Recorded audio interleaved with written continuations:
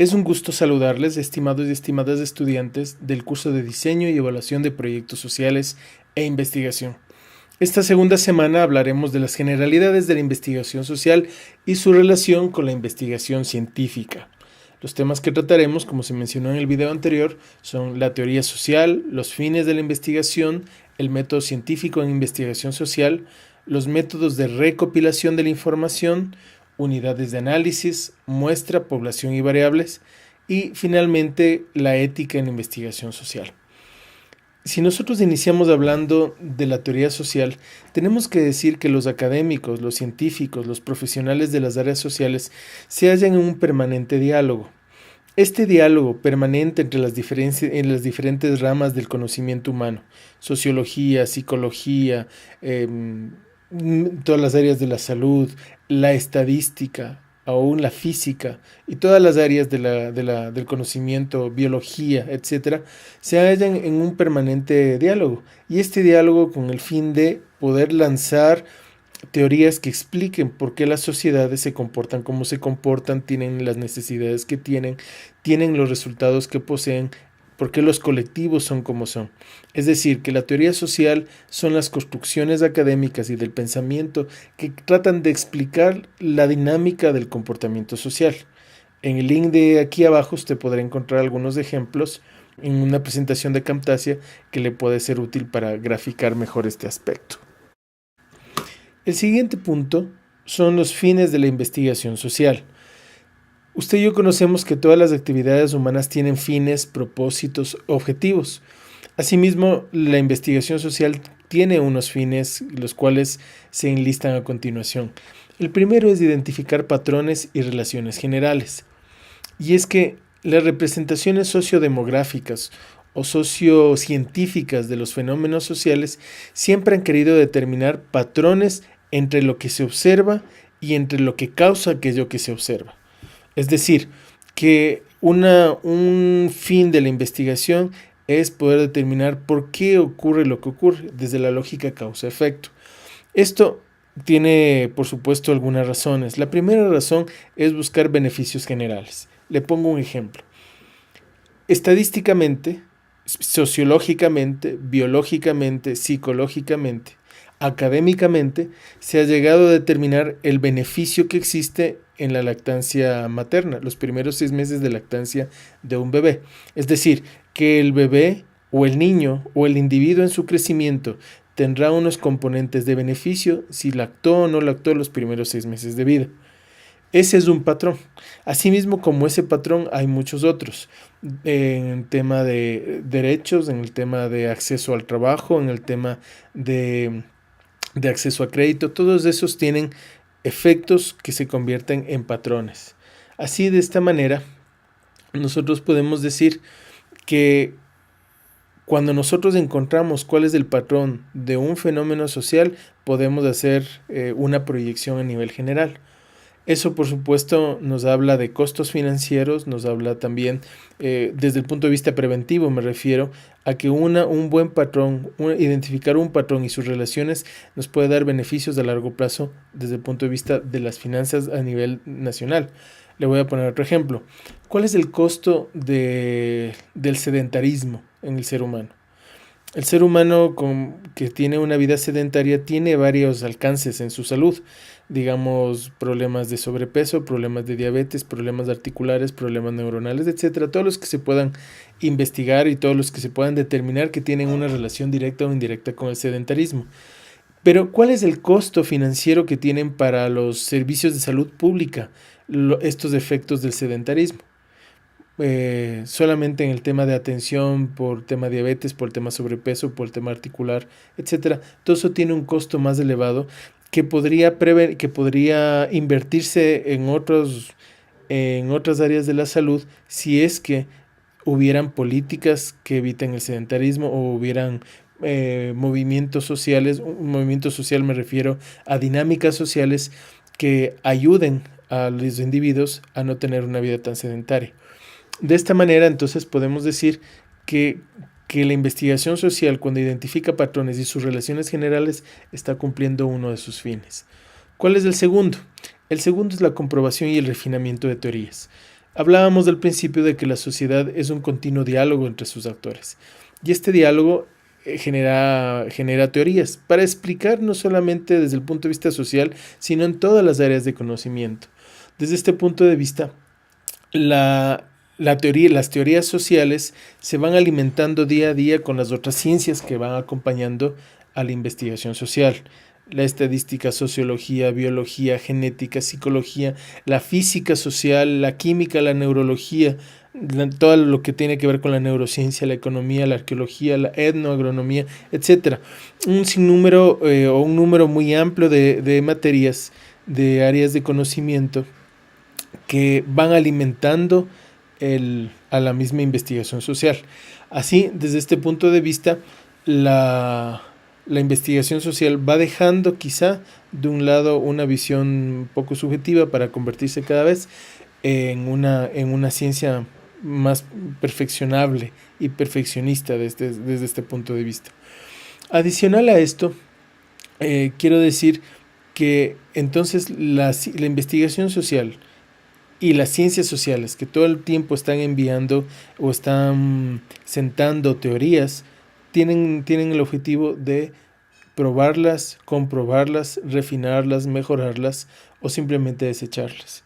Usted conoce que en el campo científico no existen dogmas, no existen absolutos, sino que todo está bajo prueba y todo se está refinando todo el tiempo. Un tercer fin es la realización de predicciones, ya que pensemos un momento en la reserva social del pensamiento o del conocimiento que el investigador y que la sociedad tiene. Una sociedad tiene una reserva de pensamiento muy amplia, como una memoria. Esta memoria, cuando es sistematizada, cuando es científicamente analizada, cuando es científicamente tratada, permite hacer predicciones a largo plazo. Y una predicción es poder predecir exactamente cuál será el comportamiento futuro de una sociedad, de un colectivo, frente a circunstancias que pueden ser patrones como relaciones generales y que pueden determinarnos un comportamiento, pueden determinarnos una línea de acción, pueden determinarnos una forma de enfrentar las cosas.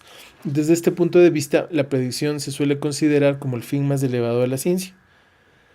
En pocas palabras, un investigador social lo que busca es poder conocer históricamente cómo un colectivo ha enfrentado ciertas circunstancias para que cuando esas circunstancias se vuelvan a presentar, tener dos opciones, ¿no? Tener la opción de poder promover una cultura preventiva y a su vez poder predecir cuáles serán los efectos de estos fenómenos en el contexto social.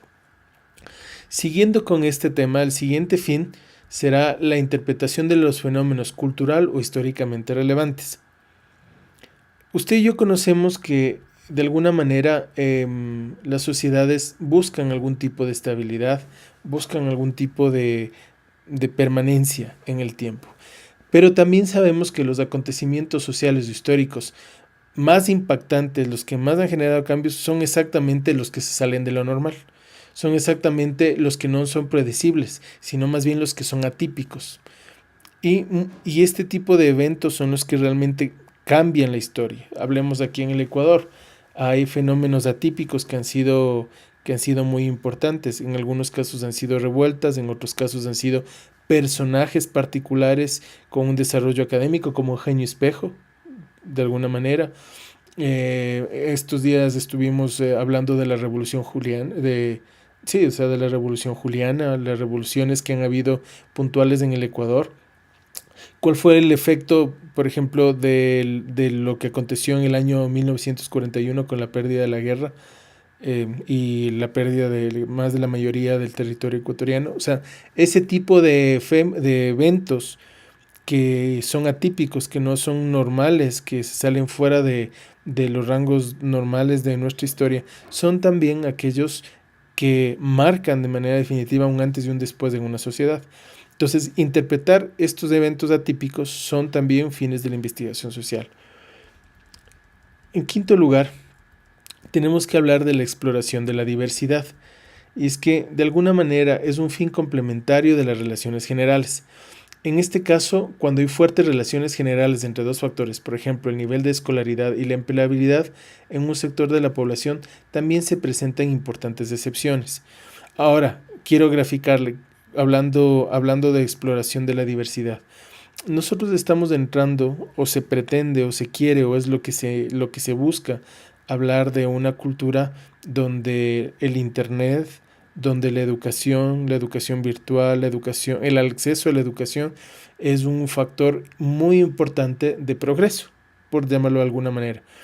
Pero ¿qué pasa con aquel sector de la población que todavía no tiene acceso a estas herramientas tecnológicas o tiene acceso desde el punto de vista quizá financiero, pero no ha sido educado para poder utilizarlos? Esto genera también excepciones a nivel social. Entonces, uno de los enfoques importantes es el estudio de esta sociodiversidad, que implica el estudio de las microsociedades y de sus particularidades en medio de una ciudadanía global en este sistema globalizado. Asimismo, hay otros colectivos. Tenemos sociedades dentro de la sociedad. Hablemos, por ejemplo, de las tribus urbanas, grupos emos, grupos hip hop. Estoy hablando sobre todo en el tema de jóvenes.